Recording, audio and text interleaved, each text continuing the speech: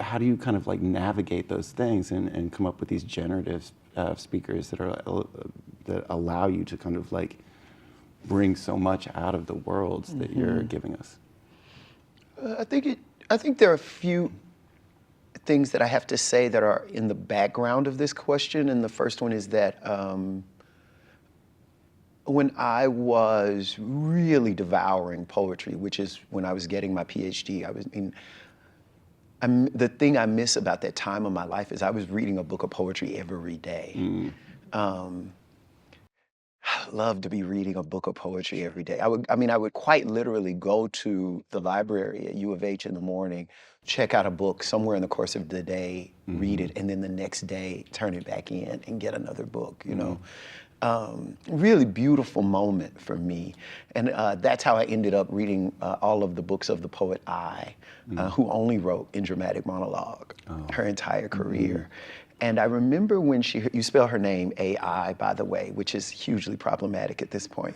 I always want to I was like, girl, I wish you had a last name. Right. You're not doing so well out here. Right. Anyway, but it was very inspirational to me, the idea that you could have so many speakers and so many kinds of speakers in a single book. And something about that became not only inspiring, but challenging as I began to make books. And definitely as I was making the tradition, I wanted to create a world in which every poem was its own poem, no matter how much thematic concern the entire collection had in common.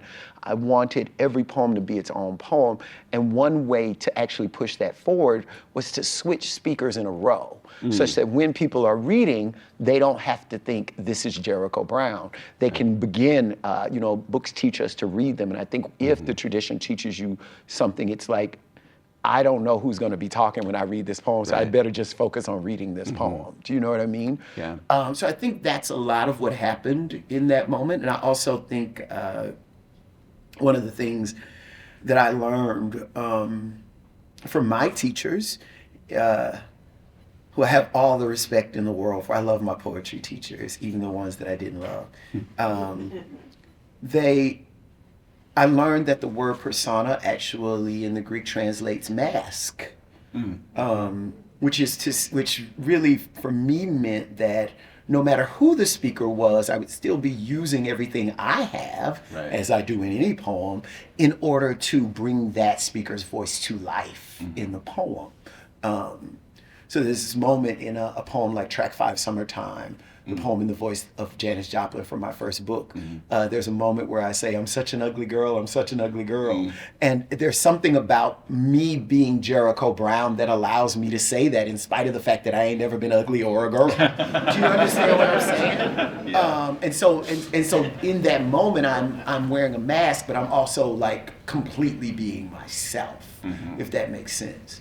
So I don't, in the tradition, I did want a multitude of speakers, and I think that also happens, so that's the background, but this is the foreground, and this is to answer your question. When I'm writing a poem, I'm fascinated that people think this way. I never wanted to be a journalist. It's just not. I get that. I understand the value of journalism. We don't have it in the United States, but I understand. Right.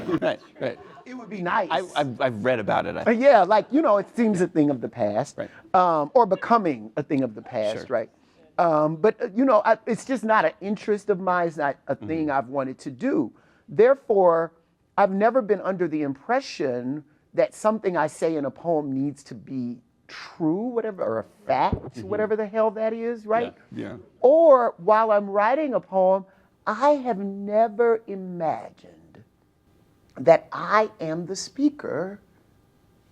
I have never thought that, Mark. Do you know what I'm saying? Like when I'm reading, I think a lot of this has to do with how I came into poetry and the poems I was most attracted to as a kid. A poem like Ego Tripping by Nikki Giovanni. She says, I was born in the Congo. That's the first line of the poem. I'm looking like, this woman was not born in the Congo. Do you know what I'm saying? The Negro Speaks of Rivers by Langston Hughes. It's like, that's not Langston Hughes. That's a Negro speaking of rivers. Do you know? And so I have this or we wear the mask. We wear the mask that grins and lies. Do you know what I'm saying? Yeah. So thinking about people like Paul Laurence Dunbar and that we in his poem, that's not Paul Laurence Dunbar. That's a we. Yeah. If I must die. Do you know what I mean? Yeah. Let me nobly die. Right? Like it's, it's not. It's an I that is the uber super I, the ultimate I.